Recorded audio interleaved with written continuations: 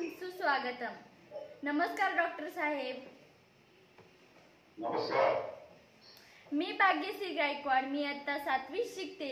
माझ्या शाळेचे नाव मराठा विद्याप्रसारक समाज नाशिक संचलित अनुदानित प्राथमिक आश्रमशाळा मोहोपाडा आहे। माझ्या शाळेचे मुख्याध्यापक श्री सुभाष दळवी सर व श्री संतोष गवळी सर यांच्या वतीने मी तुमचे आमच्या लर्निंग बियॉन्ड अर्थात शाळा पुस्तकापलीकडील जीवन शिक्षण या उपक्रमाच्या 4थ्या भागात स्वागत करते। तुमच्या स्वागतासाठी आमच्या आदिवासी परिसरातील प्रसिद्ध वाद्य पावरी वादन होईल। आमचे स्थानिक गावकरी भाऊराव पवार व पांडुरंग गायकवाड यांना मी विनंती करते की त्यांनी पावरी वादन करावे।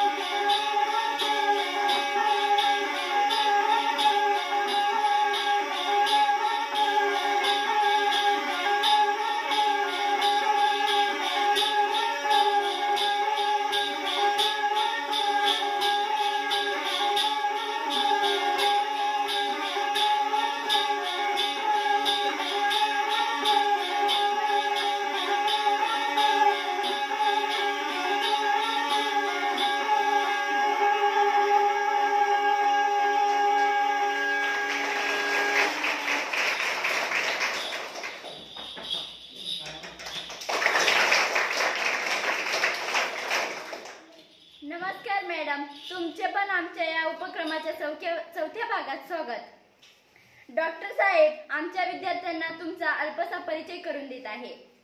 विद्यार्थी मित्रांनो, आजच्या आपल्या प्रमुख पाहुण्यांचं नाव आहे पद्मश्री डॉक्टर प्रकाश मुरलीधर आमटे। प्रकाश आमटे हे सुप्रसिद्ध समाजसेवक बाबा आमटे यांचे द्वितीय पुत्र आहेत। दिनांक 23 डिसेंबर 1973 पासून ते त्यांच्या पत्नी डॉक्टर मंदाकिनी आमटे यांच्यासह गडचिरोली जिल्ह्यातील भामरागड तालुक्यातील हेमलकसा येथे लोक बिरादरी प्रकल्प या नावाने स्थानिक आदिवासी लोकांसाठी दवाखाना चालवतात। तसेच लोकांनी आणून दिलेल्या जखमी वन्य प्राण्यांवरही ते उपचार करतात।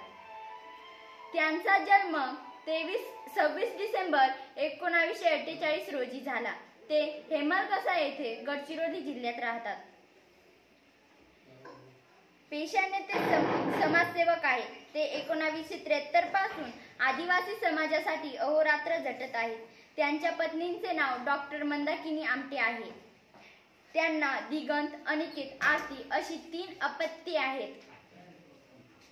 त्यांच्या वडिलांचे नाव मुरलीधर देवीदास आमटे व आईचे नाव साधना आमटे आहे. बाबा आमटे हे सुद्धा यांनी सुद्धा त्यांचे संपूर्ण आयुष्य गोरगरीब आदिवासी समाजासाठी आणि कुष्ठरोग यांची सेवा केली. प्रकाश आमटे यांची प्रकाश वाटा व रानमित्र अशी 2 पुस्तके प्रसिद्ध आहेत. त्यांना या सर्व समाजसेवेबद्दल 1984 साली महाराष्ट्र सरकारचा आदिवासी सेवक पुरस्कार प्राप्त झाला आहे. तसेच इंडियन मेडिकल असोसिएशन तर्फे doctor M.J. Joshi IMA Bhushan पुरस्कार बहाल झाला आहे. 2009 साली गॉडफ्रे फिलिप जीवन गौरव पुरस्कार देऊन गौरव झाला आहे. 2002 साली भारत सरकारकडून पद्मश्री पुरस्कार देऊन गौरवण्यात आले आहे. 2008 साली मॅग्सेसे पुरस्कार प्राप्त झाला आहे. 2014 साली मदर तेरेसा पुरस्कार प्राप्त झाला आहे. तसेच त्यांना मालोजी राजे स्मृती पुरस्कार देऊन गौरवण्यात आले आहे. 2012 साली लोकमान्य टिळक पुरस्कार मिळाला आहे. 2017 साली पिंपरी पुणे येथील संस्कृत प्रतिष्ठानतर्फे श्री स्वामी विवेकानंद जीवन गौरव पुरस्कार बहाल झाला आहे. 12 डिसेंबर 2018 साली आकुर्डी येथील DY पाटील शैक्षणिक संकुलीच्या वतीने डॉक्टर प्रकाश आमटे व डॉक्टर मंदाकिनी आमटे यांचा सन्मान करण्यात आला आहे. अशा या महान समाजसेवकाला मी वंदन करते. ते आमच्या या उपक्रमात सहभागी झाले हे आम्ही आमचे भाग्य समजतो व प्रश्न उत्तराच्या तासाला सुरुवात करते. डॉक्टर साहेब, माझे मित्रमैत्रिणी तुम्हाला जे प्रश्न विचारतील त्यांची उत्तरे द्यावी अशी मी तुम्हाला विनंती करते. धन्यवाद.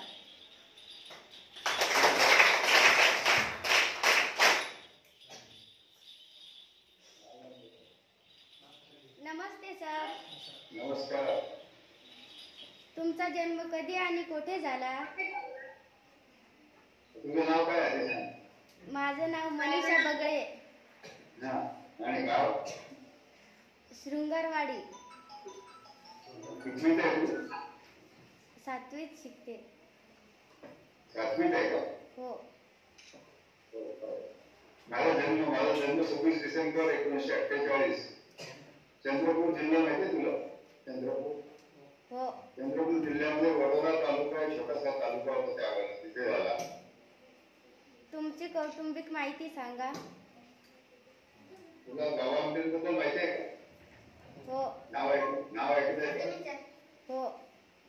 तर ते आणि साधनाताई आमटे हे आई वडील आहे ना, दोघं नाव ऐकलं असेल तू. हो. त्यांनी 1946 साली त्यांनी लग्न केलं आणि मग तो विकास म्हणजे त्यावेळेला तो 47 साली जन्मला आणि ती 48 साली. आणि आम्ही 4 जण मिळून 1949 ला बाबांनी कुष्ठरोग्यांची संस्था स्थापन केली. नाव काय ठेवलं होतं?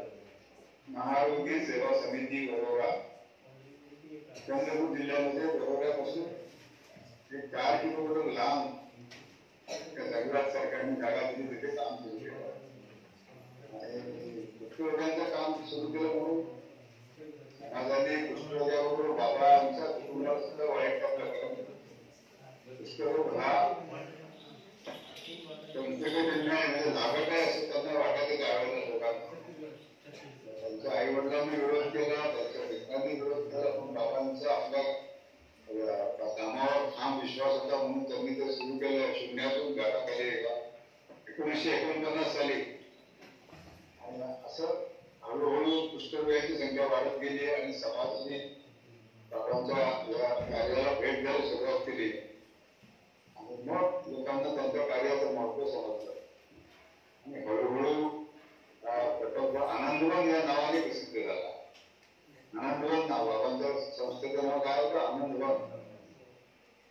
तिथे मग बाबांनी कुष्ठरोगी आणि त्याच्याबरोबर अंध अपंग वेगवेगळे दिव्यांग जे असतील समाजामध्ये त्या सर्वांसाठी पुनर्वसन केंद्र स्थापन केला. धन्यवाद सर.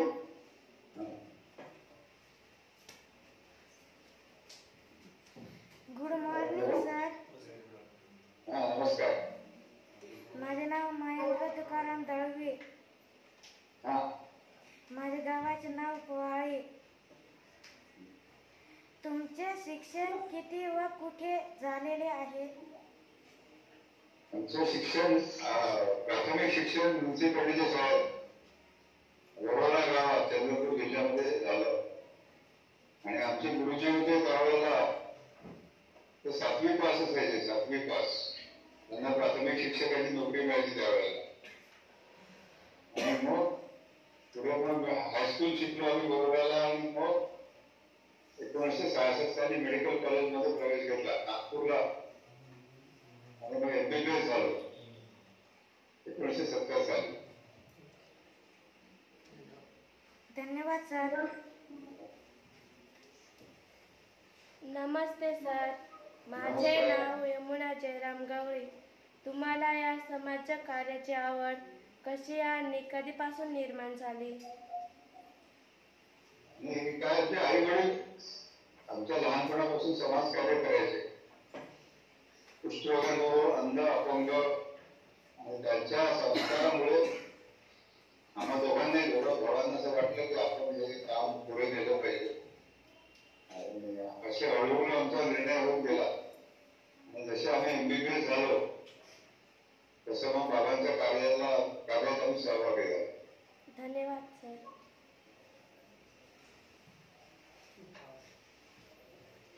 नमस्ते सर. नमस्ते. माझं नाव ओंकार खंडू आहे. आम्ही ऐकले आहे की इथे आश्रमशाळा आहे. या शाळेत किती विद्यार्थी शिक्षण घेतात? या मुलांना आपण कोणत्या सुविधा पुरवतात?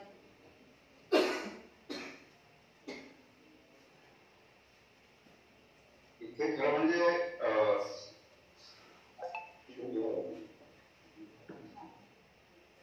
मला दाखवतो थोडंसं. आम्ही काय करतो, सुरुवातीला इथे आलो, आम्ही दोघे डॉक्टर आहे तेव्हा आम्ही दवाखाना सुरू करा असं ठरवलं होतं.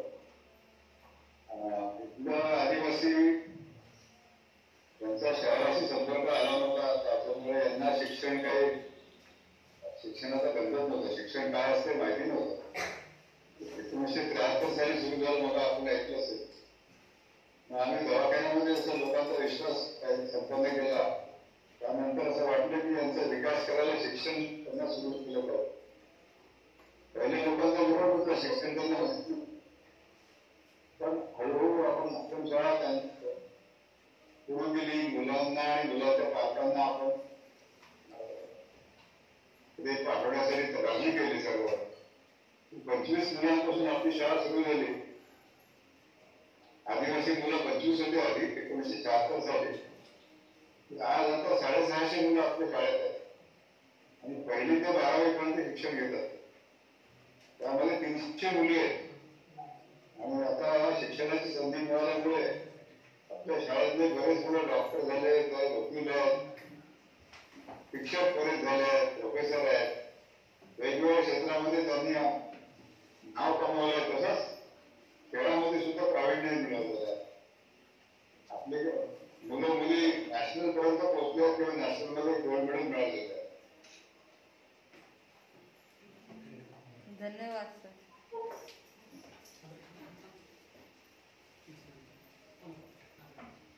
नमस्कार सर. नमस्कार. आपण इतके शिक्षण घेऊनही या कार्यात यावे असे का वाटले? त्यांनी म्हटलं होतं की आई वडिलांचे संस्कार असतात ना. आई वडील दोघेही सामाजिक कार्यात होते आणि त्यांनी काय होतं की आपलं सगळं घरदार सोडून हे काम सुरू केलं. त्या कामाचं महत्व त्यांना खूप लवकर कळलं. आणि आम्ही तर त्यांच्या घरीच त्यांच्या संस्कारात वाढलो. त्यामुळे आम्हाला आपोआपच आपल्याला वाटले की आपण या कार्यात सहभागी झालं पाहिजे. आणि तसं सहभागी झाल्यामुळे कार्य हळूहळू वाढत गेलं. धन्यवाद सर. मंदाताई, माझा प्रश्न तुमच्यासाठी आहे. मंदाताई, तुमचा डॉक्टर साहेबांबरोबरचा प्रवास कसा आहे? तुझं नाव काय? माझे नाव भाग्यश्री गायकवाड. मोहपाडा इयत्ता 7वी. सुरुवातीला प्रवास खूप खर्चिक होता, कारण या ठिकाणी रस्ते नव्हते आणि आधीचा विभाग असल्यामुळे कोणाचा शक्य नव्हतं. त्याही सुविधा नव्हत्या, इलेक्ट्रिसिटी नव्हती आणि टाकी साधनं काहीच नव्हती. त्यामुळे पहिल्यांदा जो काही प्रवास होता तो खूप खर्च होता. पण हळूहळू आम्ही जेवढच गेलो आणि ज्या काही सुविधा असतील त्या स्वतः उपयोग करून आपल्या लोकांचं काम पुढे चालू ठेवलं. हळूहळू त्या भागामध्ये आमच्या लोकांचं देखील प्राथमिक पडली नाही. हळूहळू हा भाग डेव्हलप होत गेला. आज या ठिकाणी अनेक सुविधा झालेल्या आहेत आणि त्यामुळे आमचा बराच नुकसान झाला आणि आज आमची मुलं देखील या कामामध्ये आम्हाला सामील झाले. त्यामुळे धन्यवाद.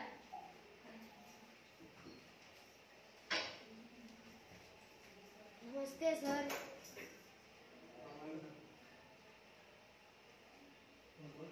नमस्ते सर. नमस्ते. माझे नाव केशव दौलत पालवी.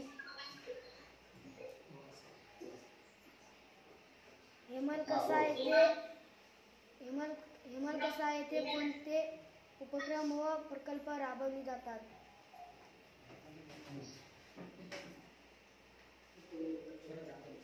म्हणजे आम्ही सगळं डॉक्टर असल्यामुळं आपण सुरुवात आरोग्याच्या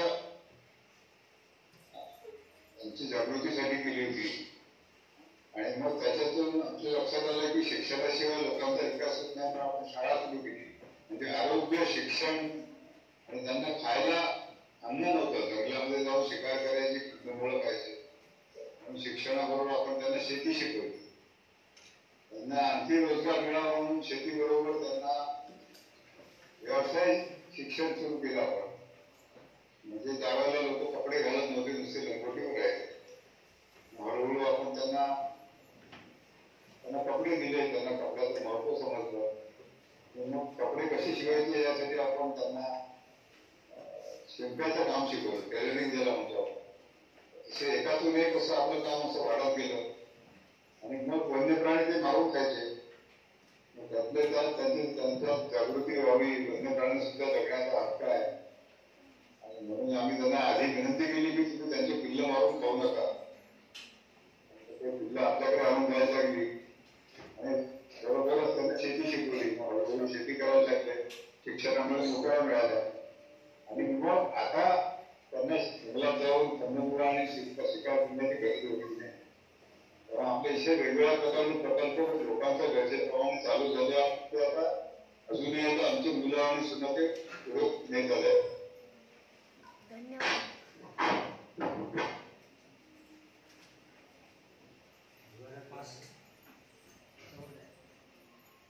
नमस्कार सर. हा नमस्कार. माझे नाव राणी एकनाथ बागुल, इयत्ता 7वी.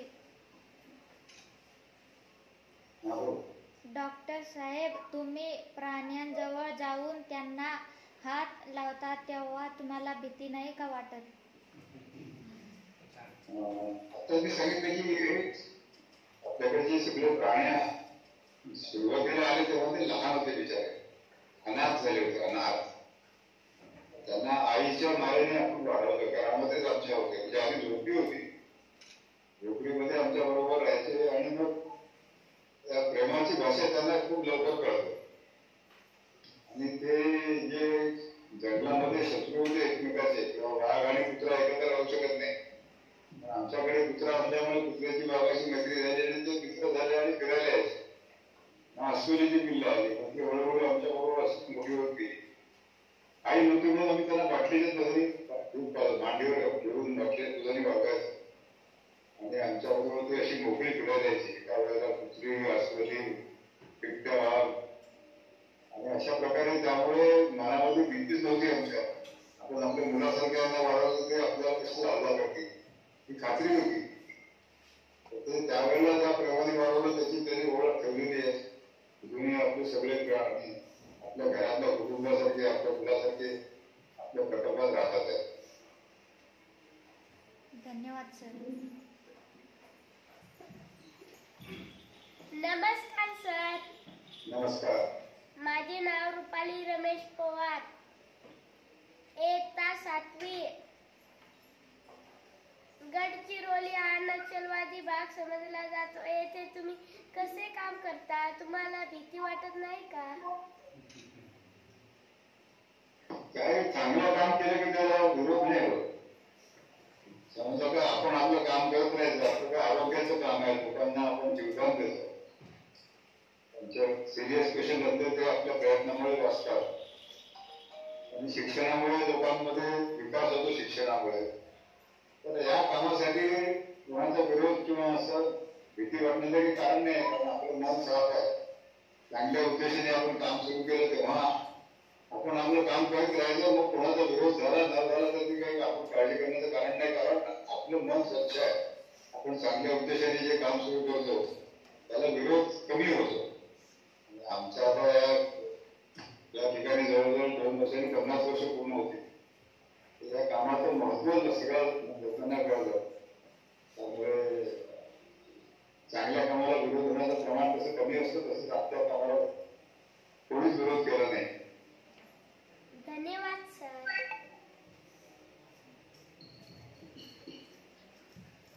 सर तुम्ही कसे आहात? कसं वाटतं तुम्हाला? आणि आमच्या मंडळातही तशा आहेत. खूप छान आहेत. 75 वर्ष पूर्ण झाले आहेत.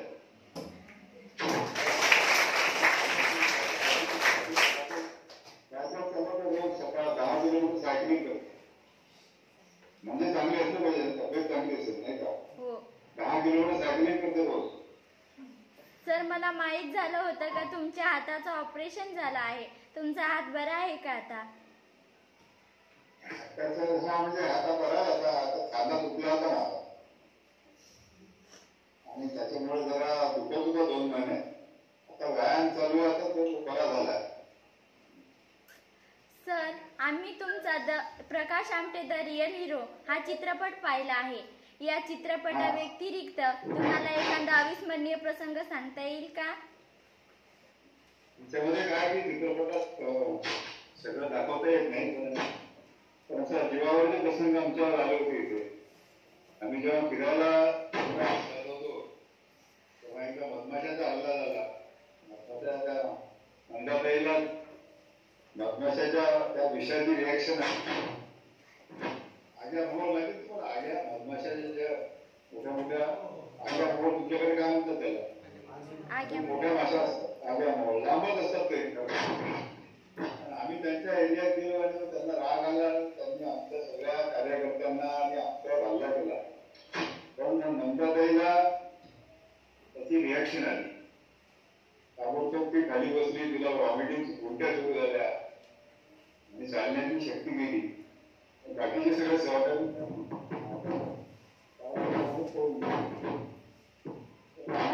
त्यावेळेला खूप भीती वाटली. आता काय होईल? आमचा मुलगा 11 महिन्याचा होता. तोही बरोबर होता आमच्या. त्यालाही माशा चावल्या. पण आमचे कार्यकर्ते दुसऱ्या ठिकाणी चालले.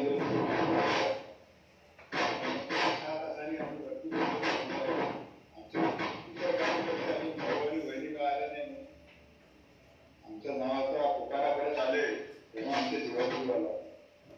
आल्यावर नंदाताईने पाणी मागितलं. त्यांना माहिती नव्हती तहान लागते सर आणि चालण्याची शक्ती नव्हती. जंगलात बांबू असतात त्यांच्याकडे कुऱ्हाडी होत्या. त्यांनी एवढी तयार केली बांबूची हिरडी म्हणून तशी तयार करून तिला झोपवलं आणि मग खांद्यावर उचलून आणून आपल्या घरी आणलं झोपडीमध्ये आमच्या. आणि मग तुला सगळं औषधं देऊन कसं वाचवलं. सिरियस झाली होती. नाशिक जावली की सूज येते ना आणि ती काटा सोडून दुसऱ्या दिवशी आमच्या लक्षात काटे आमच्या शरीरात काढायला लागून तेव्हा मोजले. तिला साधारण 150 माशा चालल्या होत्या. आमच्या काही कार्यकर्त्यांना 100 माशा. 11 महिन्याच्या मुलाला 40 माशा चालल्या. तर हा एक कसं जीवावरचा प्रसंग होता. पण सुदैवाने 8 दिवसांनी सगळे कंटाळून बरे झाले. तसंच एकदा मला सर्पदंश झाला तर तुम्ही ऐकलं असेल. आपल्या भागामध्ये सगळीकडे सर्प खूप असतात. तुमच्याकडे असतील साप? हो तर साप लोक मारून टाकायचे कारण विद्यार्थ्याचा मित्र आहे किंवा शेतकऱ्याचा मित्र आहे हे समजावून सांगण्यासाठी साप माहिती करून घेऊन पकडून लोकांना शिक्षण द्यायला शिकवतात. तर काही विषय साप म्हणजे घोणस माहिती आहे का? माहिती ऐकलं नाव नाग हो. किंवा किंवा ते पकडून आपण आपल्या घरी ठेवले होते की लोकांना सांगावं की एवढेच विषारी आहे पण बाकी धामण आणि पाण्यात सर्व वगैरे ती विषारी आहे. पण असं तुम्ही बघितलं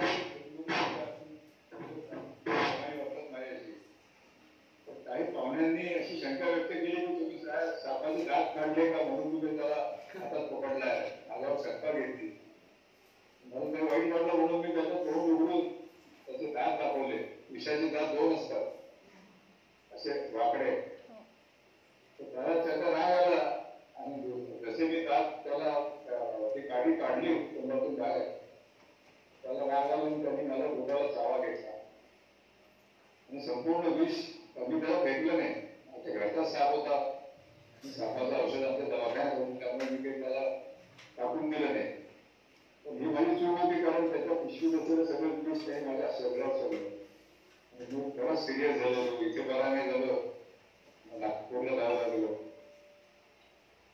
बातम्या यायला लागल्या की आता डॉक्टर आमचं सिरियस आहे, उस्पारा आपण म्हणतो आता त्याप्रमाणे 4 दिवस खूप सगळेजण चिंतित होते. पण सुदैवाने औषधाचा परिणाम झाला. 8 दिवसांनी पूर्ण बरा झालं. असे बरेच जीवावरचे प्रसंग होते की जे चित्रपटात दाखवू शकले नाही. चित्रपटाला काय दाखवलं तुमच्या लक्षात आलं की आदिवासीच्या समस्या काय होत्या, त्यांना कसं काठीवर आणायचे उचलून, त्यांच्यासाठी दुसऱ्या सुविधा नव्हत्या, त्यांच्या अंगावर पत्र नसते. त्यांच्या समस्या कळावा हा चित्रपट निर्माणीचा उद्देश होता. त्याच्यातून खरोखरच लोकांना आपल्या देशातल्या आपल्या भावबंद कशा प्रकारे राहत होतो आणि त्यांच्यासाठी काम करणारे आम्ही आणि आमचे कार्यकर्ते याच्याबद्दल माहिती मिळेल. आणि मला आनंद होतो की अशा अनेक तरुणांना चित्रपट बघून आपण समाजासाठी काही केलं पाहिजे याची प्रेरणा मिळायला सुरुवात होते. खूप खूप समाधानाची बाब. धन्यवाद सर. नमस्ते सर, मी लीलाधर धवळू देशमुख, इयत्ता 7वी. तुमच्या पत्नीच्या तुम्हाला या कामात कोणती मदत होते? आता काय आम्ही बरोबरच काम करतो, मी पण डॉक्टर आहे, दोघं मिळूनच काम करतो. 1 वर्ष झालं, 50 वर्ष होती आता. त्यामुळे हे काही माझं एकट्याचं काम नाही आहे. म्हणून का आम्ही दोघं आणि आमच्याबरोबर आणखी कार्यकर्ते आहेत वेगवेगळ्या शहरातून आलेले. बाबांच्या प्रेरणेने कोणी शाळा चालवत आहे, कोणी दवाखान्यात मला मदत करतात आम्हाला. नुसतीच पत्नी नाही, इतर लोक पण आहेत सगळे. त्यामुळे जे काही काम असेल आपण कुठलेही काम हलकं न समजता नुसतेच औषध देण्या तपासण्या याच्या व्यतिरिक्त बऱ्याच गोष्टीमध्ये ती मदत करत असते. किंवा तुझ्या शेतीमध्ये इंटरेस्ट आहे, तुम्ही फळझाडा लावले, आदिवासींच्या खेड्यात जाऊन लहानसहान लोकांसाठी त्यांचं आरोग्य शिक्षण करून त्यांना ट्रीटमेंट असतील, त्याला औषध देता येईल त्याचं शिक्षण ती आदिवासींच्या मुलींना दिलं, शिक्षित मुलींना. असे वेगवेगळ्या प्रकारे कामं आम्ही दोघं म्हणून करतो आणि असं त्यामुळे विस्तार होतो. धन्यवाद सर. नमस्कार सर, नमस्कार. माझे नाव मयुरी हरी बागुल. तुमच्या आयुष्यातील अविस्मरणीय घटना किंवा प्रसंग कोणता?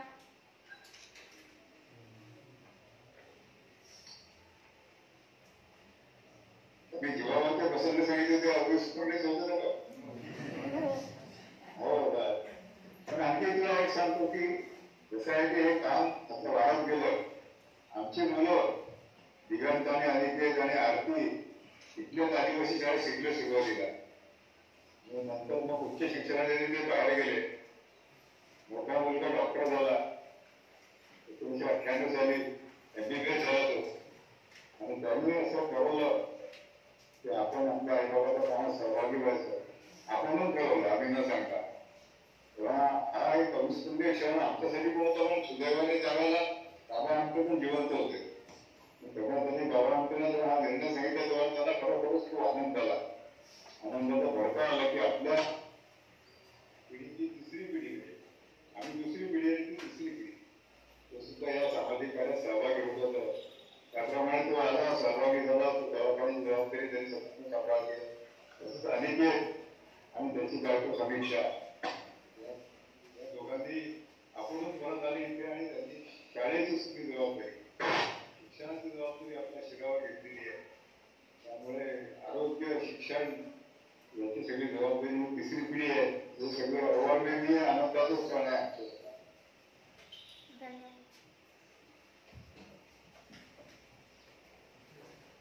नमस्कार सर, माझे नाव मनोज गोविंद माले.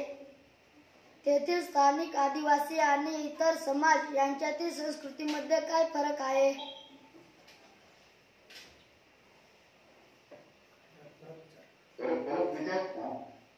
तेथील स्थानिक आदिवासी आणि इतर समाज यांच्यातील संस्कृतीमध्ये काय फरक आहे? आणि इथले आदिवासी खरं यांचा बाकीच्या संस्कृतीच्या लोकांशी संबंध झाला होता. म्हणजे यांच्याकडे काय होतं आणि आपल्याकडे काय नव्हतं असं जर दोघांमध्ये आपण तुलना केली तर यांचं आयुष्य आम्ही नाहीपर्यंत कंदमुळं आणि शिकार आणि अंगावर फक्त लंगोटी, शिक्षण नाही, समजलं का, खायला पुरेसं अन्न नाही, नुसतंच जंगलात जे मिळेल ते. इतर समाजामध्ये इतकं कमी दर्जा असणारा समाज फार कमी होता. ज्यांना म्हणजे कुपोषण आपण म्हणतो, या लोकांच्या शरीराला पोषक अन्न नसल्यामुळे कुपोषित लोक, मुलं भरपूर प्रमाण होतं. अंधश्रद्धा होत्या. अंधश्रद्धा माहिती आहे तुम्हाला? गोळी देणे, मंत्रतंत्र, त्याच्यावर लोकांचा विश्वास आहे. तेव्हा आणि याच्यातल्या चांगल्या गोष्टी काय होत्या सांगू तुम्हाला? या आदिवासीमध्ये एकमेकाला मदत करण्याची अशी वृत्ती आहे. त्याचे काही कठीण प्रसंग आला किंवा काही समस्या असेल तर सगळे आदिवासी एकत्र बसतात आणि त्याच्यावर गावातल्या गावातच ते निर्णय घेतात. खूप चांगली पद्धत आहे. नंतर आजारी पडला कोणी गावात तर त्याला आठवण उचलून आणावं लागेल. त्यावेळेला ते तिथे बैलगाड्या नव्हत्या, सायकली नव्हत्या, मोटरसायकल नाही किंवा ॲम्ब्युलन्स नव्हत्या. तर कुठल्याही पेशंटला आणायचं म्हटलं खांद्यावर टाकायचं आणि 8-10 मुलांनी ते खांद्यावर घेऊन खांदा बदलत आणायचे. किती अंतर असावं? जवळच्या गावचं आहे पण शेवटी 50, 60, 70 किलोमीटरून ते पेशंटला उचलून आहे. ते काही मजूर नव्हते, ते एकमेकाला मदत करणे ही संस्कृतीचा त्यांचा गाभा आहे. का म्हणजे खूप चांगली गोष्ट आहे की आपण समाजात राहतो तर एकमेकाला मदत केली पाहिजे. आपण ज्या समाजाला मागासलेला म्हणत होतो त्यांच्यातून हा गुण आपण घेण्यासारखा होता. आमच्यावर आम्हाला फार मोठा अभिमान आहे की आमच्या आदिवासी या चांगल्या सद्गुणांनी सुद्धा त्यांच्या समाजामध्ये प्रेरित आहेत. आणि इतकी गरीब असून सुद्धा ते भीक मागत नाही, स्वाभिमानी आहेत, चोरा करत नाही. आपल्याकडे आपण आपल्या घराला कुलूप लावलं नाही तरी आपल्या घरातून कधी आयुष्यात कधी काही आदिवासींनी वस्तू चोरली असं ऐकलं नाही. तर हे सगळं चांगले गुण आहे त्यांच्यामध्ये. आमच्या सध्या वाईट नसतात त्याच्यामध्ये लोकांचं नुकसान होते, बळी देणे वगैरे वगैरे, तेवढं आम्ही दूर करायचा प्रयत्न केला शिक्षणाने. पण या चांगल्या गोष्टी त्यांचा साधेपणा, त्यांच्या गरजा कमी असणं, एकमेकाला मदत करणं हे टिकून राहावं त्याच्यापासून आपण पण शिकलं पाहिजे. आम्ही पण बरंच काही शिकलो. तेव्हा हे हा मूलभूत फरक होता आपल्या समाजाचा आदिवासी समाजात. धन्यवाद सर. समाजात तुम्हाला नाव माहितीये का? अति मागास जमात असते, सरकारने त्यांना नोंद केलेली आहे. नाडिया अति मागास जमात महाराष्ट्रामध्ये 3 आहेत, तातकरी, कोलापाणी, नाडिया. आम्ही काम करतो तेव्हा नाडिया जमातीसाठी करतोय आणि त्याला सरकारने अति मागास प्रिमिटिव्ह ट्राईब असं म्हटलंय. पण या समाजामध्ये अति मागास असणाऱ्या खूप चांगले गुण आहेत. ते गुण आपण सर्वांनी घ्यायला पाहिजे. आमच्या क्षेत्रात दूर झाला पाहिजे त्यासाठी आम्ही प्रयत्न करतोय. शिक्षणाच्या मार्फत ते चालू पण आहे. तेव्हा हा मूलभूत फरक तुला कळला असेल आपण आणि ते कसे आहे. कुठल्या समाजाकडून आपण चांगलं घ्यावं. हा लहान तो मोठा हा कमी राहत त्या पद्धतीचा आदिवासी वगैरे समाज असतात. इथून काही आपण चांगलं घेऊ शकतो, चांगल्या गोष्टी घ्याव्या करण्याचा प्रयत्न असतो आणि आम्ही त्याप्रमाणे वागतो. धन्यवाद सर. नमस्कार सर, माझे नाव अंजली. तुमची भविष्यातील स्वप्न काय आहेत? आम्ही असे स्वप्न ठरवलेच नव्हते. आम्ही करायचं कसं माणसाचे ते आल्यावर इथल्या आदिवासीचे काय करायचं त्याप्रमाणे त्या गरजावर आपण काहीतरी तोडगा काढावा, त्यांचं शिक्षण द्यावं. तर असं छोटं ध्येय होतं आमचं करायचं. तर त्याच्यातून असं एवढं मोठं काम उभं राहिलं. आणि आता मला मी बोललो होते की आमचे मुलं आणि सुना दोघांनी त्या प्रकल्पाची जबाबदारी आपल्या शिरावर घेतलेली आहे आणि ते त्यांच्या कल्पनेप्रमाणे त्यांनी खूप प्रकल्पाची आमची वाढ केलेली आहे. शिक्षणामध्ये इतकी जागृती झाली आहे की आणखी 2 आतल्या गावामध्ये, अतिशय आतल्या गावामध्ये 2 नवीन शाळा लोकांच्या आग्रहास्तव सुरू केल्या आहेत. दवाखाना खूप आधुनिक केलेला आहे. गावागावात जाऊन लोकांना आरोग्याचं शिक्षण द्यायचं, त्यांच्यातल्या अंधश्रद्धा दूर करायचा प्रयत्न आमचे मुलं आणि सुना करतात आहे. त्यांना मदत करायला समाजातले बरेच मुलं इथे स्वयंसेवक म्हणून आले, व्हॉलेंटिअर्स म्हणतात. ते सगळं असं एक कुटुंबासारखं काम करतात आहे इथे. कारण या प्रकल्पातच आता मुलांची संख्या झाली तर 1000 लोक इतके मोठं संख्येने या एका कुटुंबाप्रमाणे इथे राहतात. आणि सगळे इच्छा सगळ्यांची अशी आहे की आपल्या समाजातील दीनदलित लोकांवर अन्याय होऊ नये, त्यांना कोणती पिळवणूक होऊ नये त्यांची, म्हणून आपण त्यांच्यासाठी जागृती करावी अशी सगळ्यांची इच्छा आहे. आदिवासी समाज हा खूप मोठा आहे. तुम्हाला आकडेवारी माहित नसेल तर आपल्या भारत देशामध्ये 135 कोटी लोकसंख्येपैकी 10 कोटीच्या वर आदिवासी समाज आहे. फक्त ते वेगवेगळ्या नावाने अशा समूहामध्ये राहतात. त्यामुळे त्यांचा असं सर्वमान्य नेता नाही कोणी. शिक्षणामुळेच त्याच्यामध्ये हा बदल होऊ शकेल. हा बदल व्हावा आपल्या भारतामध्ये आमचं स्वप्न आहे. धन्यवाद सर.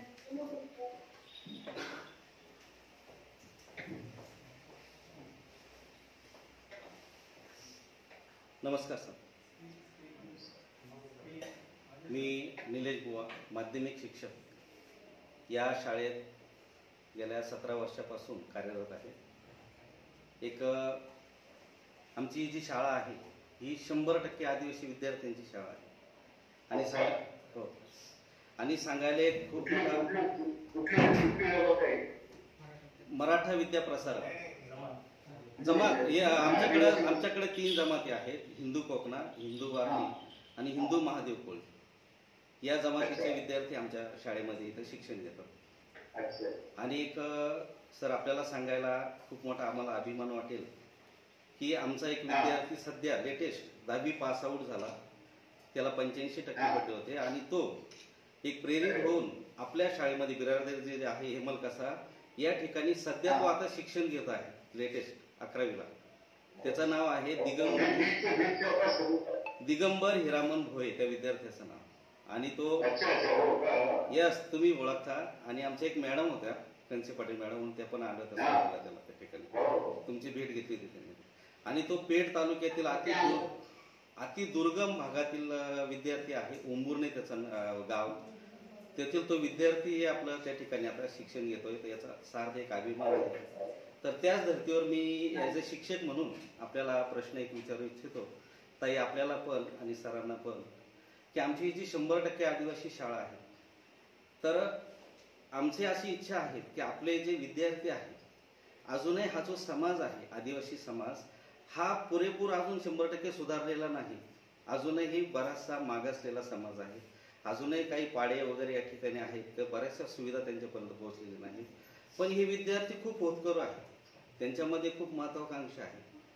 तर अशा विद्यार्थ्यांना आपलं त्यांना बाळकडू मिळावं शिक्षणाचं वगैरे असं, तर हेमल कसा या ठिकाणी येऊन ते विद्यार्थी कसे तिथपर्यंत जाऊन पोहोचतील, ॲज अ शिक्षक म्हणून या विद्यार्थ्यांना आम्ही कसं मार्गदर्शन करावं. तर एक थोडक्यात ते जर आम्हाला मार्गदर्शन मिळालं ॲज अ शिक्षकांना, तर आम्ही त्या विद्यार्थ्यांना तुमचं बाळकडू घेण्यासाठी हेमल कशापर्यंत आम्ही कसं पोचवू शकतो. आणि ॲज अ आदिवासी समाज म्हणून या पालकांना आणि विद्यार्थ्यांना अजून एक शिक्षक म्हणून आम्ही कसं मार्गदर्शन करावं याविषयी आम्हाला थोडक्यात सांगितलं तर बरं होईल. नाही खरं म्हणजे मी आता प्रयोगातून सांगितलं की आमचा मुलगा आणि सुंदर पुण्याची आहे अच्छा. आणि तुम्ही अशा शिक्षणामध्ये चांगलं शिक्षण क्वालिटी ज्याला म्हणतात आता नीटच्या परीक्षेसाठी वगैरे सगळं इनिशिएटिव्ह होतात ते मुलगा आणि सून म्हणजे त्यांच्याशी संपर्क करावा समीक्षा आणते. जसं आता मी म्हणतो की 2 नवीन शाळा सुरू केल्या. हा एरिया तर खूप मोठा आहे आणि जिल्हा परिषद शाळा तर भरपूर आहे. दुसरे म्हणजे क्वालिटी ऑफ एज्युकेशन जिल्हा परिषदेच्या शिक्षकांना असं वाटतं की आपल्याला हे शिक्षण वगैरे परवडतं लग्नामध्ये. त्यामुळे क्वालिटी ऑफ एज्युकेशन सफल होत आहे. पण आदिवासी पालकांना असं वाटतं की मुलांना चांगलं शिक्षण मिळावं आणि म्हणूनच 2 नवीन शाळा या प्रकल्पातर्फे या भागात राबवल्या जातात. त्या लोकांच्या आग्रह असतो. लोकांमध्ये इतकी जागृती झाली आहे आणि त्यांना शिकवण्यासाठी आनंदाची गोष्ट अशी आहे की शाळातली उच्च शिक्षित मुलं स्वयंसेवक म्हणून इथे येतात. काही जण 1 वर्षासाठी येतात, काही जण 2 वर्षासाठी येतात आणि काही जण पडून आणतात. तेव्हा ही जागृती समाजामध्ये याचं आम्हाला खूप समाधान आहे. किंवा शिक्षणाशिवाय काही पर्याय नाही हे तर आमचं अगदी जे असते हे आपल्या सगळ्यांना माहिती आहे. पण शिक्षण चांगलं द्यावं संस्कार त्याच्यासाठी प्रयत्न करणं हे शिक्षकांच्या तुमच्यासाठी शिक्षकांच्या हातात आहे. आणि हे सुद्धा महत्वाचं आहे. कधीतरी आपण राहावं त्या कल्पनाच्या चेहऱ्यात दिला त्याच्यातून आपली विजन वाढतं. तुमच्या भागाच्या काय समस्या आहेत ते आम्हाला कळतील किंवा आपल्या भागात जे काही त्याच्या आपण काम केलंय त्याची कल्पना येईल लोकांना. असं थोड्या प्रमाणात जर आपण घेऊन एकमेकांशी आपल्या कल्पना शेअर केल्या त्याच्यातून काहीतरी नवीन निर्माण होतो. डिग्री देणं हा काही उद्देश नाहीये. चांगले विद्यार्थी घडावे, संस्कारित व्हावे, सुसंस्कारित असावे. म्हणजे सगळ्यांनाच काही आपण काय करू शकतो त्यातला एका कोणत्या तरी आपण त्यांना मोटिवेट करू शकतो तर त्याचा काय त्यांच्या समाजात त्याचा परिणाम होतो. आम्ही म्हटलं की आमच्या भागातला पहिला मुलगा जो MBBS आणि MD झाला पुन्हा मिळावी त्याला शिक्षण नसताना आपण संधी दिली 1976 साली तर तो एकदम MD झाला. आणि आनंदाची गोष्ट अशी की तो झाल्यानंतर या जिल्ह्यात परत आला कामाला ते तो मोठा दवाखाना सांभाळतो सरकारचा. मुंबईला गेला असं डायरेक्टर ऑफ हेल्थ सर्व्हिसेस झाला असता. पण या संस्कारामुळे त्याला असं वाटतं की आपल्या समाजात आपण काम करावं आणि ते सगळे पूर्ण 100% जे आदिवासी त्यांना माहिती आहे की आपला मुलगा आपल्या सारखेच आई वडील राहत असताना संधी दिली आणि तो एवढा मोठा डॉक्टर झाला. आम्ही सांगताना सांगतो की आमच्यापेक्षा डॉक्टर उच्च शिक्षित आहे त्यांना मिळावी याच्यावर चित्रपटही आला होता एक मागे तर असं कोणीतरी आपण जर असं तयार करू शकलो लोकांनी मोटिवेट करणं महत्वाचं आहे की त्यांनी आपल्या भागातून काम करणं गरजेचं आहे. सगळे जण येऊ शकत नाही मर्यादा असतात आणि असा 1-2 जरी आले तरी दीपस्तंभ ज्याला म्हणतो आपण त्याच्यासारखं ते त्याचं काम लोकांकडून उभं असून त्याच्यातून अनेक जण प्रेरणा घेतात. त्यामुळे अशा प्रकारे आपण जास्त माहिती हवी असेल तर आपण समीक्षा आमच्याशी संपर्क करावा. नक्कीच सचिन मुक्तावाशी संपर्क करून काही जण मिळून आपण त्या प्रकल्पाचा अभ्यास करू शकतो. Thank you sir. आपले अनमोल मार्गदर्शन आमच्या सर्व शिक्षकांसाठी आणि विद्यार्थ्यांसाठी नक्कीच उपयुक्त ठरेल आणि आमचा जो ओघ आहे तो आता हिमल कशापर्यंत एका विद्यार्थ्याच्या मार्गे पोहोचलेलाच आहे आणि आमचा एवढा आता तिथपर्यंत तसा आहेच. मार्गदर्शनाबद्दल सर्वांतर्फे खूप धन्यवाद. थँक्यू. नमस्कार साहेब. नमस्कार ताई साहेब. मी दीपक आहिरे गेल्या 16 वर्षापासून माध्यमिक शिक्षक म्हणून या ठिकाणी कार्यरत आहे. मला ताईसाहेबांना एक प्रश्न विचारायचा आहे की ताईसाहेब आपण साहेबांची सेवा करतातच आहात. आम्ही सगळे बघतो आहोत चित्रपटाच्या माध्यमातून आणि आम्ही सर्व पुस्तकाच्या माध्यमातून बघितलेलंच आहे. परंतु असं एक पती म्हणून तुम्ही साहेबांकडे कधी काही अशा एखाद्या वस्तूसाठी कधी काही हट्ट वगैरे केला का? कुठे घेऊन जाण्यासाठी साहेबांकडे कधी हट्ट वगैरे केला की?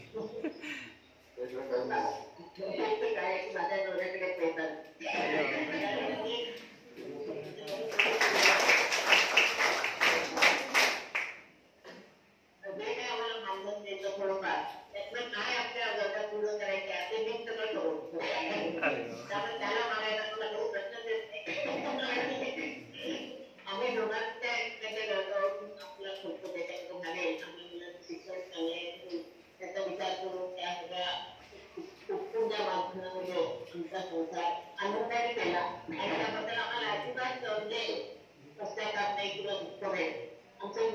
त्या संस्कारामध्ये ते वाढले त्यांना नुसतं फारसं पैशाचं किंवा असं बाहेरचं डोळ्याचं टाकतात नाही.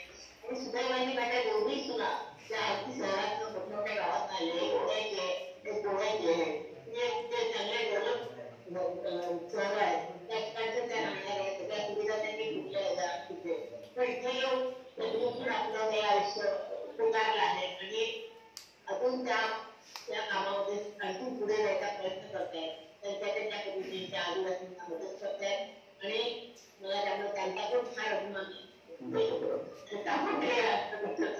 आमच्या नातवांनी त्यामुळे सवय झाली की जे काही आहे त्याच्यात समाधान तो पण आपलं हे करते. धन्यवाद ताई, धन्यवाद. खरोखर म्हणजे आपली प्रेरणा ह्या संपूर्ण महाराष्ट्रातल्या स्त्रियांनी घ्यावी अशी तर खरोखर मनात इच्छा. आणि साहेब, मला एक प्रश्न असा होता की आमच्याकडे काही या आदिवासी समाजातली जी विद्यार्थी आहेत अतिशय हुशार आहेत, बुद्धिजीवी आहेत. त्या विद्यार्थ्यांना जर का आपल्या आश्रमामध्ये जर संधी मिळत असेल तर अशी मिळवून देण्यासाठी आपण प्रयत्नशील असाल का? आमची 10वी पर्यंत आहे. हा, 1ली ते 10वी पर्यंत आहे. आमच्या संस्थेचं नाव नाशिक जिल्हा मराठा विद्याप्रसारक समाजाच्या या आम्ही आदिवासींची ही शाखा आहे. आता काय आहे की आता आम्ही जवळजवळ रिटायर झाले होते. त्याचं जे काही सगळं कार्य चालतं शाळेच्या संबंधित जर काही असेल तर अनिकेत आणि समीक्षा आमचे यांच्याशी तुम्ही संपर्क करा. ते तुम्हाला नक्की चांगलं मार्गदर्शन करतील. आणि त्यांनी जे आता जो प्रोजेक्ट सुरू केला आहे उंदुला नावाचा त्यातलं मेडिकलला पुन्हा इंजिनिअरिंगला जाणार मेडिकलला जाणाऱ्या क्लासला त्यांनी तयार करायचं. त्यासाठी त्याच्यावरती मेहनत घ्यायची. 2 वर्ष त्यांना अगदी खूप अभ्यास करून द्यायचा त्यांच्याकडे. कसे करून त्यांना चांगल्या फील्डला ऍडमिशन मिळू शकेल. आणि त्यासाठी मी 2 मुलं घेते. तुमच्या मुलांना सांगा तुमचे चांगले मार्क मिळवले आणि त्यांना प्रगत केली त्यांना नक्की ऍडमिशन मिळू शकेल आणि तुझ्या त्यांना चांगलं मार्गदर्शन. निश्चित. धन्यवाद. संपर्क करू शकता. धन्यवाद ताईसाहेब आणि साहेबांनाही पुनश्च एकदा नमस्कार. धन्यवाद.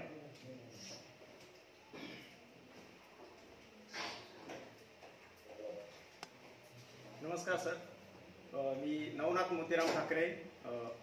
मी पण या शाळेमध्ये प्राथमिक शिक्षक म्हणून गेली 12 वर्षापासून कार्यरत आहे. आज अतिशय म्हणजे आयुष्यातील आमचा हा सुवर्णयोग आहे. हा जो अविस्मरणीय जीवनातला एक प्रसंग आहे की आम्ही अतिशय महान असं म्हणजे शब्दात वर्णन न करता येण्याजोगं एवढं आपलं असं कार्य, असं प्रेरणादायी कार्य आपण करत आहात.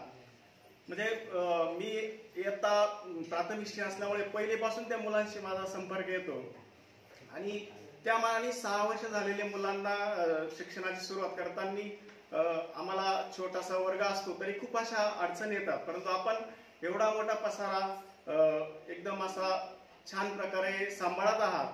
अतिशय मोठी अशी प्रेरणा आज आम्हाला तुमचे संवाद साधून मिळाली, विद्यार्थ्यांना पण मिळाली. आमच्या शाळेमध्ये वाजे सरांच्या माध्यमातून संपूर्ण शाळेमध्ये आज शेजारच्या इतर वर्गांमध्ये सुद्धा प्रोजेक्टरद्वारे सर्व मुलं आमचा उपक्रम बघत आहेत. अतिशय आज आनंद वाटतो. जीवनातलं एक जीवनाचं सोनं झाल्यासारखं आज आम्हाला वाटतंय की अतिशय महान असं कार्य करणाऱ्या झाला आणि ती संधी आम्हाला उपलब्ध झाली. तर मला एक म्हणजे छोटासा प्रश्न विचारायचा आहे ताईंसाठी की ताई, आपण अतिशय महान कार्यामध्ये सहभागी होता आणि ज्या वेळेला पत्नीची साथ असते तर कौटुंबिक ज्या वेळेला माणूस समाधानी असतो त्यावेळेला अतिशय प्रेरणादायी कार्य घडण्यासाठी प्रोत्साहन मिळत असतं.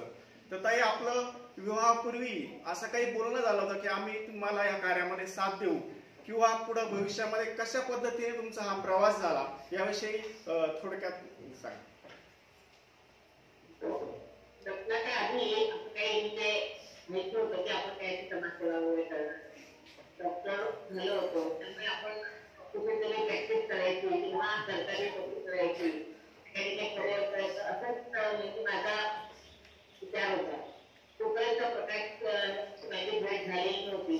तोपर्यंत मला बाबा आमच्या सरकारी फारशी माहिती नव्हती. माहिती होतं की एक कुष्ठरोगाचं काम करतात पण बाकी डिटेलमध्ये काही माहिती नव्हतं.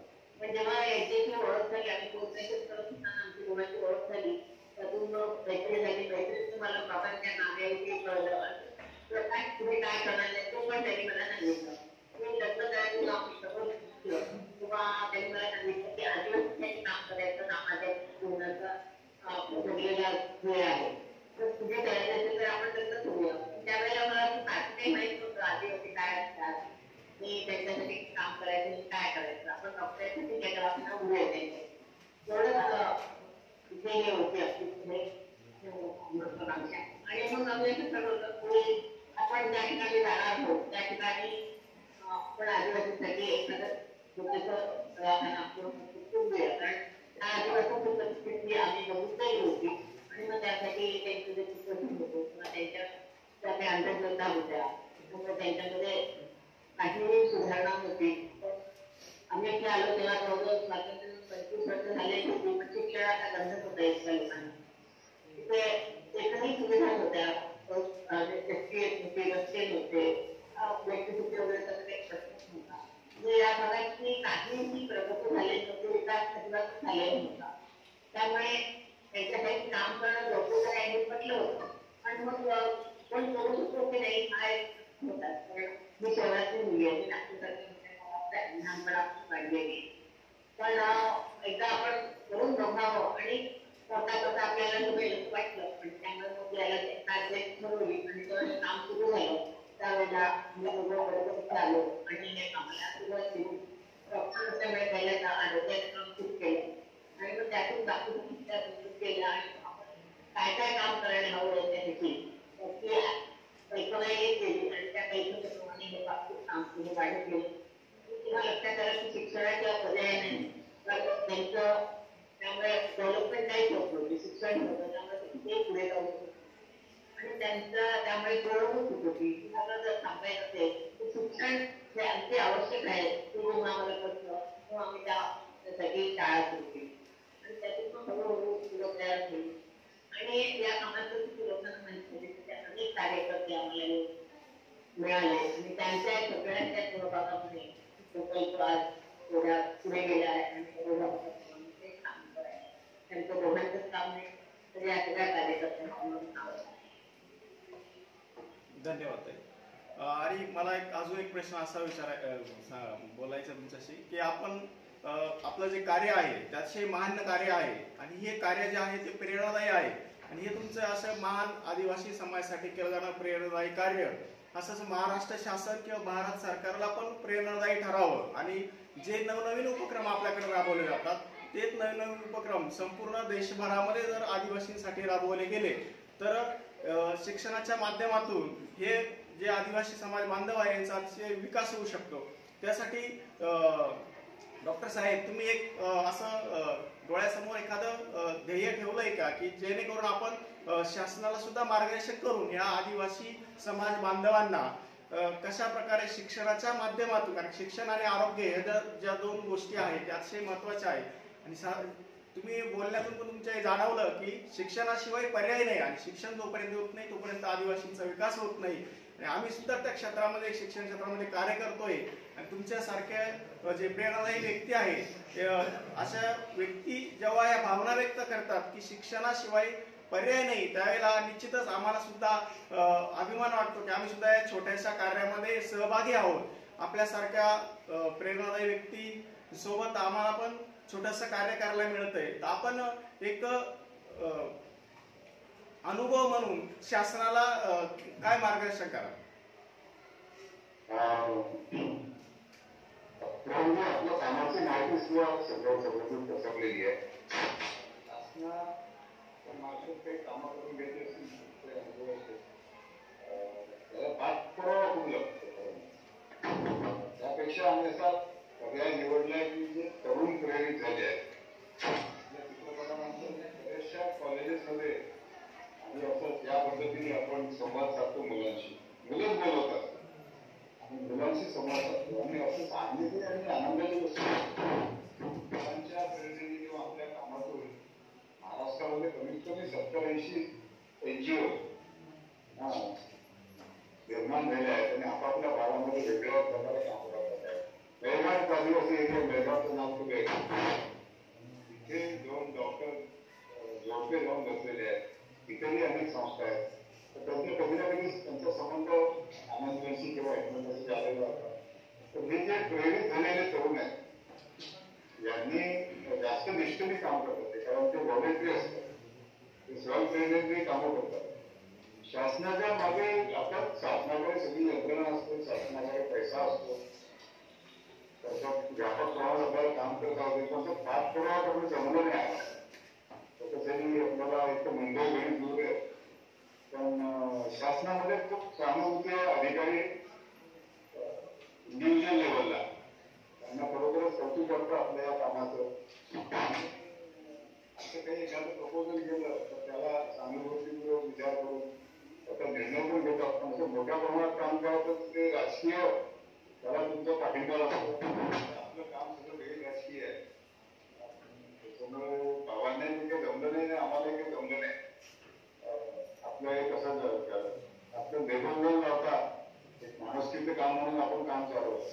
निधर्मी किंवा गैर राजकीय आपल्या या कामाचं परिणाम जास्त लोकांपर्यंत अधिकारी याच्यामध्ये लेबल लावलं तर काही लोकांना संकोच होतो की हा या पक्षाचा आहे किंवा या धर्माचा माणुसकीचा आहे, हा वगैरे लेबल असला आपल्याला तर त्याच्यासाठी काही कोणाला बंधन संकोच होणार नाही. समाजातल्या सगळ्या घरातली लोक, सर्व धर्माची, सर्व जातीची लोक आपल्याकडे अगदी निसंकोचपणे येतात. गावांकडे यायची आपल्याकडे येतात. प्रेरणा मिळत असताना आपल्या परीने प्रत्येक ठिकाणी परिस्थिती सारखी नसते. आपल्या परीने काम करायला सुरुवात केलेली अशी असंख्य तरुण आहे आणि त्याचं एक आम्हाला वेगळं समाधान आहे. आपला म्हणजे मुद्द्याबरोबर आपल्या याचं पण काही शासनाच्या मार्फत त्याचे जास्त लवकर ते लोकांपर्यंत योजना पोहोचू शकतील, त्याचा विकास होऊ शकतो. पण आमचं असं कोणत्या बाजूने आम्ही विचार करतो की आपण लोकांना प्रेरित करावं. शिक्षकांनी जर सातवायचं आंदोलन केलं त्याच्या बदलामध्ये इतकं निष्ठेने शिकवणं हे लोक कर्तव्य करतात. बरोबर आहे की नाही? हे कर्तव्य करतात. दुर्दैवाने असं कर्तव्य समजणारे लोक कमी आहेत. तेव्हा याच्यासाठी त्यांना प्रेरित करावं की तुम्ही तुमचं काम निष्ठेने केलं तरी देशाची मोठी सेवा आहे. कुठेही जाण्याची हरकत नाही, कारण आपण पगार घेतो, त्याच्या बदलामध्ये आपण काम करणं आपलं कर्तव्य आहे. त्याची जाणीव निर्माण व्हावी याच्यासाठी पण आम्ही प्रयत्न करतो. नक्कीच सर, आपल्या या बोलण्यातून नक्कीच आम्ही प्रेरणा घेऊ आणि तुम्ही जे म्हटलंय त्याप्रमाणे नेहमीच आम्हाला आपल्यासारख्या व्यक्तींकडून प्रोत्साहन मिळत राहील. आज आपण या ठिकाणी छान प्रकारे मार्गदर्शन केलं. धन्यवाद सर.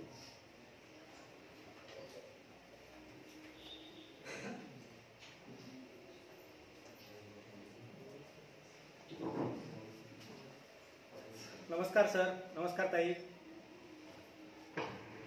शाळेचा मुख्याध्यापक या नात्यानं आमच्या दाम्पत्याचं स्वागत करताना मला आनंद होतोय. आमच्या शाळेच्या वतीनं, आमच्या सर्व स्टॉपच्या वतीनं मी आपलं सहर्ष स्वागत करतो आणि आपण आमच्या विनंतीला मान देऊन या ठिकाणी वेळ दिलात त्याबद्दल आपले आभारही मानतो. डॉक्टर साहेब असं म्हणतात की प्रत्येक यशस्वी पुरुषाच्या मागे एक स्त्री असते, ती आई असेल, पत्नी असेल, प्रेयसी असेल, बहीण असेल. तर ताईंच्या रूपाने आपल्या कार्याला सुद्धा त्यांचा भलाभक्कम पाठिंबा लाभलेला आहे, सहकार्य लाभलं आहे आणि त्यातून दोघांनी हा आनंदाचा क्षण, आनंदाचा मळा फुलवलेला आहे. डॉक्टर साहेब, मी तुमच्यासमोर बोलतोय. आपण महाराष्ट्रातच आहोत. तुम्ही महाराष्ट्राच्या त्या सीमेवर आहात, छत्तीसगड, आंध्रच्या सीमेवर. आम्ही गुजरातच्या सीमेवर आहोत. पण एक महाराष्ट्राची संस्कृती, एक महाराष्ट्राची जाणीव म्हणून तुम्ही आम्हाला वेळ दिला. आमच्या आदिवासी विद्यार्थ्यांसमोर आपलं मनोगत व्यक्त करण्यासाठी तुम्ही या ठिकाणी आपला बहुमूल्य वेळ दिला. त्याबद्दल आपले कौतुक करावे तितके थोडे आहे. त्यानंतर आपल्या 3 पिढ्या हा समाजसेवेचं कार्य करतायत आणि हा वारसा आपल्या पुढील पिढ्यांमध्ये या ठिकाणी आम्हाला पाहायला मिळेल, अनुभवायला मिळेल. आपलं कार्य थोर आहेच, त्या कार्याची जाणीव आम्हाला झालेली आहे. आपला प्रकाश आमटे नावाचा पिक्चर आम्ही बघितलेला आहे, मुलांना दाखवलेला आहे. त्या चित्रपटामधून आपल्या कार्याची एक झलक आम्हाला पाहायला मिळाली. माझे काही सहकारी प्रत्यक्ष आपल्या बिरादरीमध्ये येऊन गेले, तिथं भेटले आणि आपल्याशी चर्चा केली. त्यांचे अनुभव त्यांनी आम्हाला कथन केले आणि त्यातून आपल्या कार्याबद्दल एक वेगळा जिव्हाळा, एक वेगळा आदर आमच्या मनामध्ये निर्माण झालेला आहे. तुमच्या दोन्ही दाम्पत्याकडे बघताना मला अजून एक गोष्ट जाणवली सर. मी तुमच्या समोर उभा आहे, माझ्या डोळ्यावर चष्मा आहे, आपण 75 गाठलेली आहे, आपल्या डोळ्यावर चष्मा दिसत नाही, आपले दात पण शाबूत आहे. म्हणजे हे आपलं खडतर आयुष्यामध्ये जो आपला व्यायाम होतो, शारीरिक आपली जडणघडण घडत गेली आहे, त्याचं सुद्धा एक उदाहरण आहे. आणि अलीकडच्या काळामध्ये या गोष्टी खूप कमी पाहायला मिळतात. आज विज्ञान तंत्रज्ञानाच्या सहाय्याने आमचे टेक्नोसेवी शिक्षक श्री वाजे सर यांनी हा योग घडून आणला आणि आपल्या 2 शब्द ऐकण्याचा किंवा मनोगत ऐकण्याचा, आपल्या दर्शनाचा लाभ आम्हाला मिळाला. या ठिकाणी कार्यक्रम चालू असताना मुलांनी सुद्धा अतिशय शांतपणे आणि एकाग्रतेने हा कार्यक्रम बघितला. आपलं कार्य चालू आहे, यापुढे चालू राहणार आहे. डॉक्टर साहेब, आमच्या घरात जर मांजर आली तर आमची तारांबळ उडते आणि आपल्या मांडीवर वाघाचे बछडे, वाघाचे पिल्लं खेळताना बघल्यानंतर आम्ही तोंडात बोटं घालतो. हे कसं शक्य होतं किंवा तुमच्या भाषणातून आम्हाला ते कळालं, पण ही जाणीव, हे प्रेम तुम्ही त्यांना दिलंय, ही पावती आम्हाला त्या ठिकाणी बघायला मिळते. नाही तर आजकाल वाघ म्हटल्यानंतर सुद्धा उडत धडकी भरते आणि ते वाघ तुमच्याबरोबर खेळतायत, फिरतायत. हे आपल्या कार्याचा एक तो नमुना किंवा ते उदाहरण आम्हाला पाहायला मिळतं. कार्यक्रमाच्या अगदी शेवटी मी तुमची परवानगी असंच एक प्रश्न विचारू शकतो सर. आपलं 75 आयुष्य पूर्ण होत आलेलं आहे आणि या कार्याचा वसा आपण 48 ते 50 वर्षापर्यंत आता चालवत आहात. पण एक असं मनामध्ये कधीतरी कुठंतरी आपल्याला वाटलं नाही का सर, की हे सगळं सोडून किंवा एक चांगले सूट बूट कोट घालून पंचतारांकित घरामध्ये राहून 4 व्हीलर गाडीमध्ये फिरून थोडं जीवनाचा वेगळा आनंद घ्यावा, असं आपल्याला कुठं जाणवलं किंवा वाटलं का? आमचा निर्णय हा स्वयंप्रेरणेने घेतलेला होता. म्हणजे असं आपल्याकडे तो ओपनिंग झाली आहे किंवा कमिशमेंट पोस्टिंग आपण ज्याला म्हणतो असं काही नव्हतं. आमच्या सुदैवाने आमचे कार्यकर्ते सुद्धा आपल्या लोकांसमोर उभे आले. तर तुम्ही म्हणता की इथून तुम्ही सोडून द्यायची इच्छा झाली का? आम्ही आमचा विचार नेहमी असा उलटा करत होतो की आपण ज्यांच्यासाठी इथे काम करायला आलो त्यांच्याकडे काही सुविधा नव्हत्या. म्हणजे खायला अन्न नाही, अंगावर कपडे नाही, तरी त्यांच्या तक्रारी नाही. हे खूप महत्वाचं होतं. आणि आपल्याकडे म्हणजे शहरामध्ये आम्ही बघतो की आपलं सगळं असूनही काय आपण तक्रार करत असतो की मला हे मिळत नाही, ते मिळत नाही, ही माझी चालत नाही. तर याचा आम्ही असा उलटा विचार केला की या लोकांना घरोघर त्यांना तक्रार करायचा खरंच खूप भाव आहे की ते आनंदाने जीवन जगण्याचा प्रयत्न करतात आहे. तर आम्ही कशासाठी तक्रार करायची? तर आम्हाला त्याच्यामुळे ही मुलं प्रेरणा होती त्यांचं जीवन आहे, तर आपण त्यांच्यामुळे किती सुखी आहोत. त्या याच्यामुळे आम्हाला असं कधी वाटलं नाही की आपण किती सोडून जावं शहरात जाऊन काही जॉबच्या जे काही शहरी लोकांच्या व्याख्या त्याच्यामध्ये आपण कधीतरी भाग घ्यावा. तर हे आमच्याकडे म्हणजे आपलं असं व्यवस्थित की आपण जेव्हा काम करतो ते कामाचा आनंद घ्यायचा असेल तर तक्रार करू नये. त्या तक्रारीमुळे कामाचा आनंद आपल्याला दीर्घपणे उपभोगता येतो. आम्ही सुदैव आम्ही एवढे आमचे कार्यकर्ते, आमचे मुलं आणि सुना यांना सुद्धा कधी असं वाटलं नाही की आपण शहरात जाऊन काहीतरी एन्जॉयमेंट करावं किंवा वेगळं काम करावं. कुठल्या आदिवासी कामामध्ये सर्वांच्या बाबतीत समाधानी आहे. त्यामुळे परत जायचा विचार कधी आला नाही मला. धन्यवाद सर. ताई आहेत तसे तरी मॅडम आहेत का? मॅडम मॅडमांचा आजचा प्रश्न. तर ठीक आहे सर, आपण आपल्या बोलण्यातून आम्हाला जाणवलं की आपण आपल्या गरजा मर्यादित केलेल्या आहेत. त्यामुळं आपल्याला त्या ठिकाणी जगणं किंवा राहणं या गोष्टी आपल्याला अवघड गेल्या नाहीत. आजकाल समाजामध्ये लोकांच्या गरजा वाढल्यामुळं आणि गरजांच्या माफक अपेक्षामुळं त्याला समाजामध्ये जगणं किंवा राहणं अवघड होतं. तर आपलं कार्य यापुढेही असंच चालू राहील. आपल्या पुढील पिढ्या सुद्धा या कार्याचा वसा घेऊन पुढे चालवतील आणि एक वेगळा आदर्श, एक वेगळा नमुना जगासमोर मांडतील अशी मी अपेक्षा व्यक्त करतो.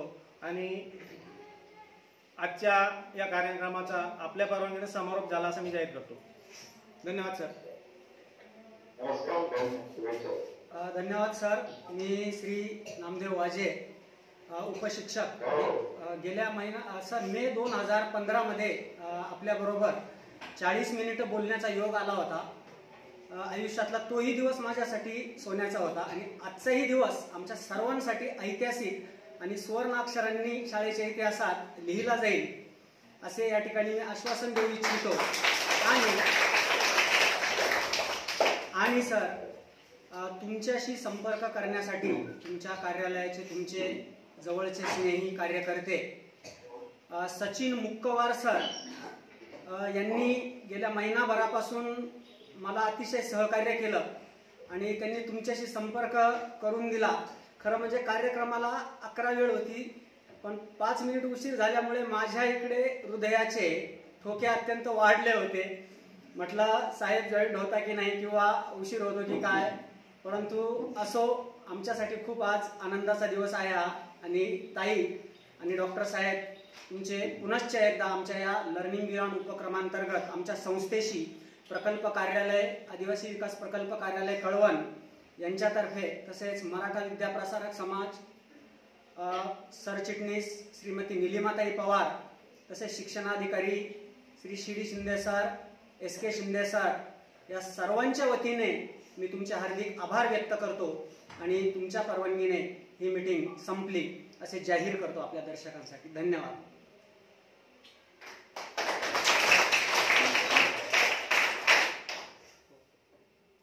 ठीक आहे, बंद करतो. ओके.